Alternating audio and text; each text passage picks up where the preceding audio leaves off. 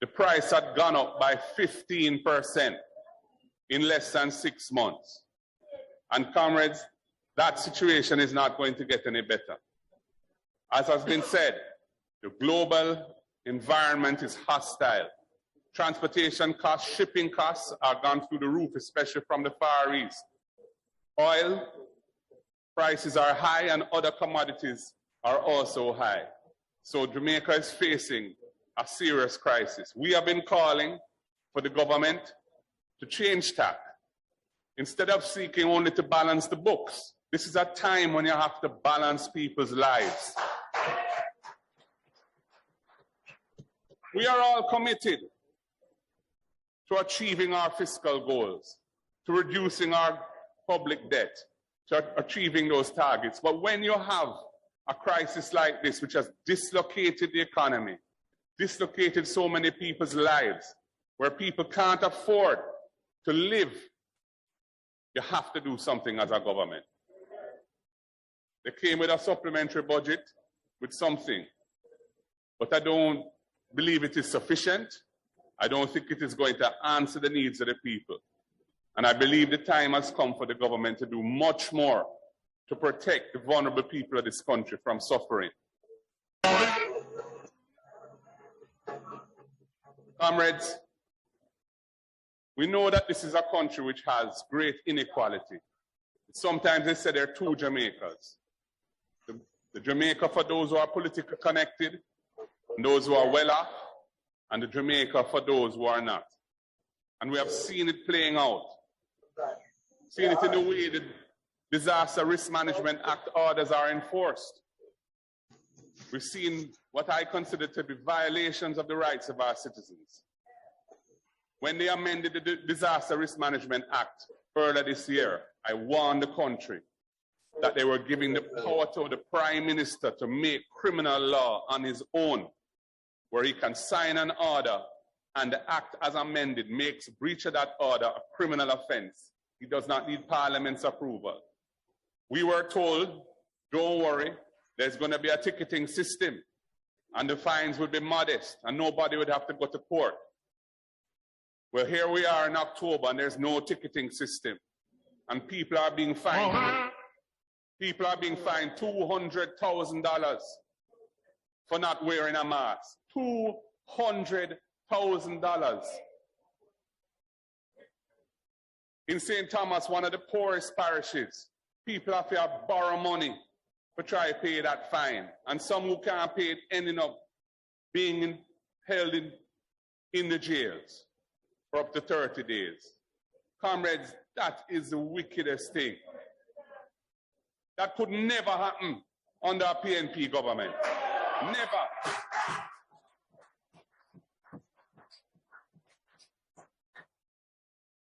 And we see the girl, the young lady, Nzinga King, trimmed.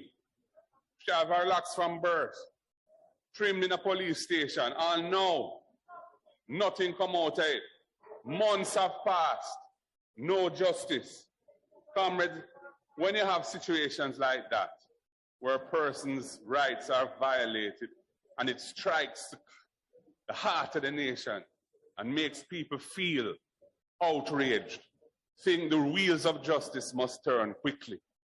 People must see that the state is doing what has to be done with alacrity to find out what really happened and to ensure that there is accountability for that conduct.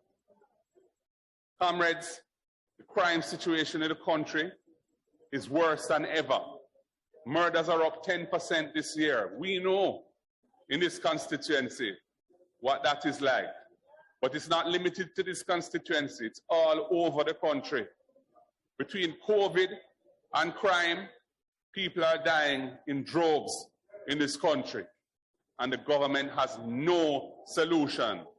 Poor Horace Chang, the minister, he has nothing to offer us as a solution. When he speaks, it's very difficult to hear what he says. But the truth is nothing is being done to address the problem. And we have always said a balanced solution is essential. You can't just fight crime by harsh measures and taking away a person's rights through states of emergency, ZOZOs and so on. You have to get to the root cause of crime.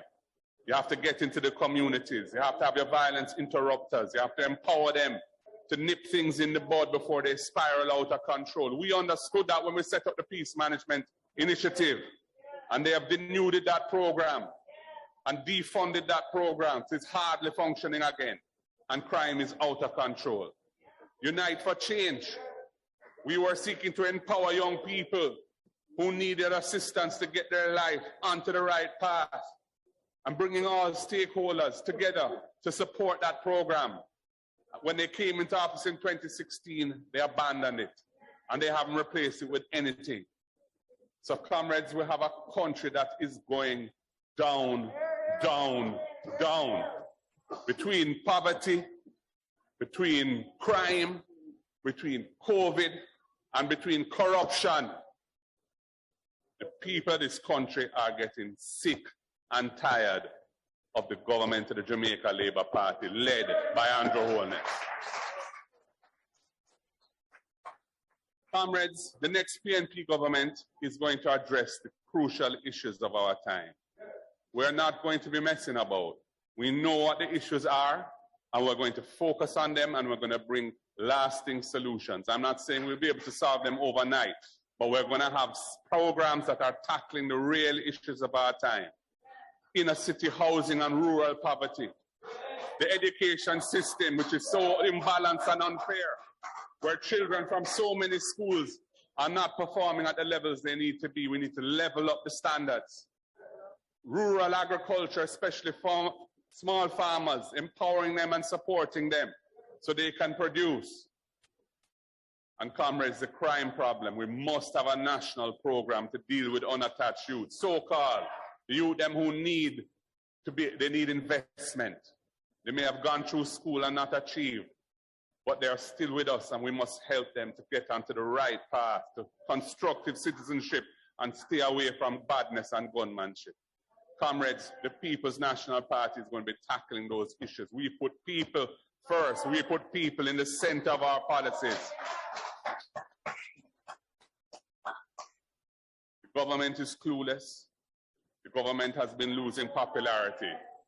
We have been through our internal issues, but we are going to get past that. I'm not even talking about unity. It's action we're dealing with. We're all working together, and we're moving in a common direction for a common cause. The Jamaican people lead us. The Jamaican people need us, and we must not let them down. Comrades, it has been a wonderful conference. First time we're having a conference like this. Normally in here blocked, out there blocked.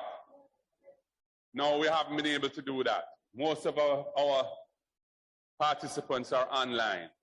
But I want to thank everybody who has joined. I want to thank everybody for participating.